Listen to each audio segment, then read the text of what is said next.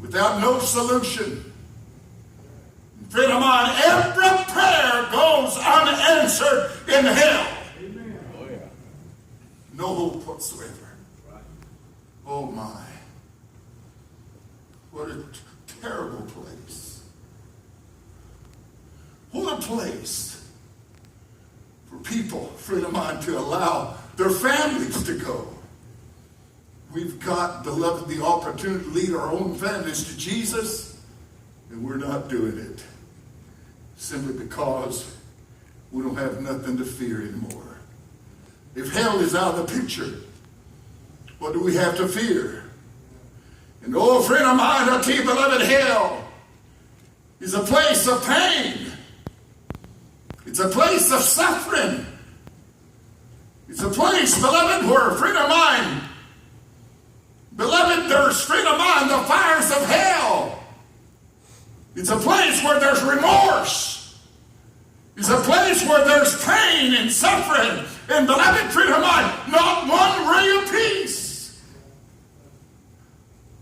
It's a place where you'll never hear the songs of Zion. You'll never see the faces beaming bright.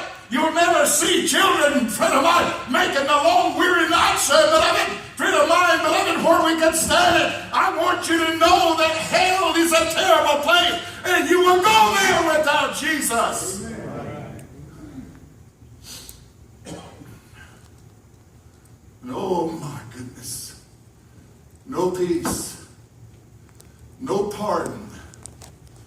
Not one ray of light in hell. None whatsoever. It's a place where men want to die, but they can't die. They want to live, but they can't live. Have you ever been in such a dilemma? In hell, every day you think about every hour you spend, you want to die, but you can't die. You want to live, and you can't live. You want to die, you can't die. Friend of mine, it's unending.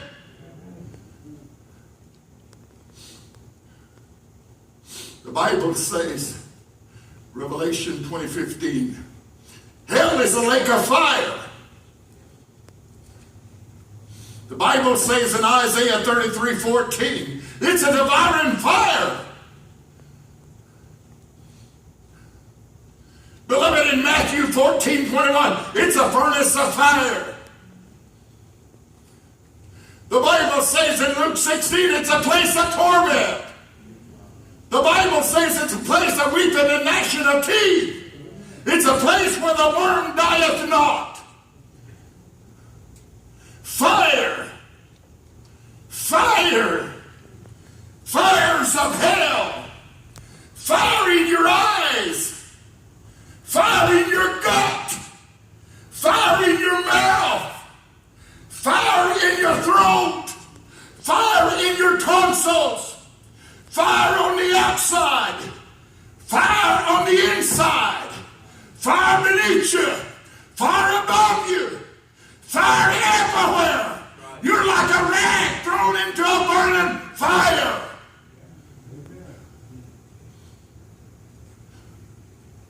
It's real. It's real. People will go there. And friend of mine, how sad it is.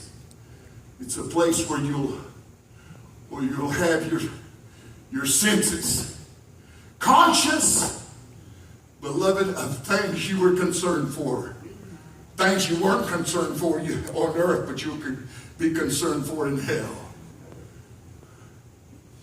You'll pray for your children not to come. But more than likely, if you don't lead them in the way of righteousness, they'll come there too.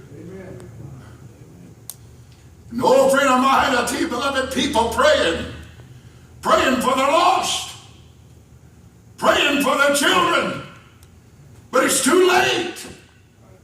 It's too late. Too late. Beloved, can you imagine that? The screaming in hell, lost, lost, lost, lost, lost, never to be saved.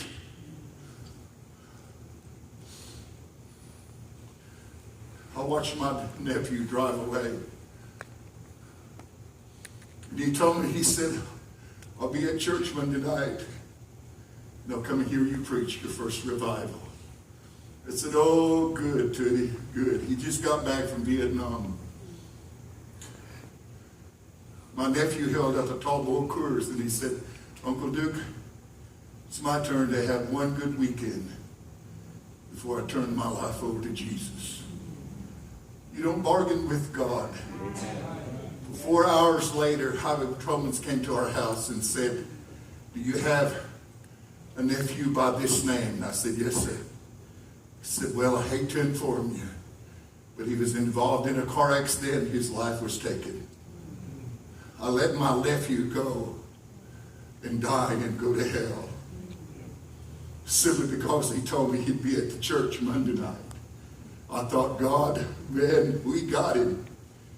But friend, you never know how much time you got. Today is a day of salvation. Beloved, it's not tomorrow. It doesn't matter how good of intentions you have. You may say, man, I'm going to have one more party. I'm going to do this one more time. I got to fix this or I got to do that. Friend of mine, you do not bargain with God. Except the Father draw you, you can't come. If He's speaking to your heart, you need to come today. And friend of mine, the Bible says, for the preaching of the Word, I want you to know, except you hear the Word of God, you cannot be saved. Faith cometh by hearing, and hearing by the Word of God. You must hear the Word of God.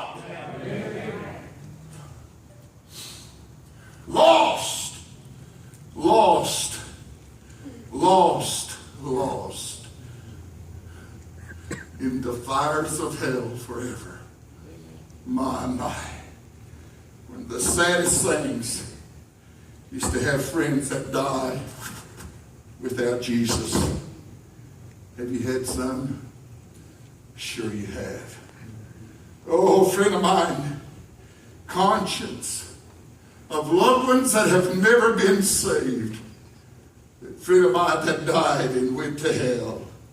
Beloved, I want you to know, creeps and criminals screaming in hell. Lost, lost, lost. And friend of mine, beloved, crowds and people that are scrambling all over hell, screaming for deliverance, screaming for help, and no one to hear them. Lost, lost without Jesus. Call for help, and nobody to come. Oh God. Oh God. Oh God.